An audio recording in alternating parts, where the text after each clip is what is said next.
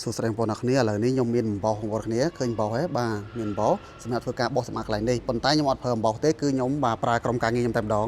បាទនេះក្រុមការងារបាទធ្វើការប្រើប្រាស់ម៉ូទ័របាទបូមទលីប្រើថ្មប្រភេទ40 V បាទលេខកូដប៉ុន្មានចេះលេខកូដគឺ VC 004G តោះក្រុមការងារចាប់ដើមបាទប៊ូតុងបាទនេះយើងជាក់ស្ដែងគឺយើងប្រើប្រាស់នៅក្នុង indoor បងប្អូនគ្នាបាទអញ្ចឹងអានេះគឺឧទាហរណ៍ថាដុំធំនេះយើងអត់ពាក់ព័ន្ធថាបូមចូលទេប៉ុន្តែប្រភេទទូចនេះបាទមកឆ្ងាញ់បងប្អូនគ្នាហើយគឺកលិចនៅក្នុងថង់ស្រាប់ទៀតបាទ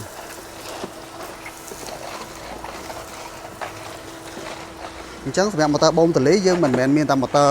លេខកូដ VC 004G នេះទេបាទយើងមាន03មួយទៀតណាបងប្អូនគ្នា03 04ខុសគ្នាត្រង់ថាអត់មានកន្លែងនេះបងប្អូនគ្នាអត់មានកន្លែងភ្ជាប់ជាមួយនឹង Bluetooth នេះណាបងប្អូនគ្នាអញ្ចឹង0304ប្រើការងារស្រដៀងគ្នាទេប៉ុន្តែតាក់ទងជាមួយនឹង04នេះអាចប្រើភ្ជាប់ជាមួយនឹងម៉ូទ័រដែលមាន Bluetooth នេះបាទធ្វើការដំណើរការដោយអូតូទៀតអញ្ចឹងបងប្អូនគ្នាមានចំណាប់អារម្មណ៍ប្រើប្រាស់នៅតាមទីតាំងការងារក៏ដូចជា workshop បងប្អូនគ្នាអាចតាក់ទងមកខ្ញុំបានបាទខ្ញុំមានក្រុមបច្ចេកទេសបាទបង្ហាញដល់ទីតាំងបាទសូមអរគុណ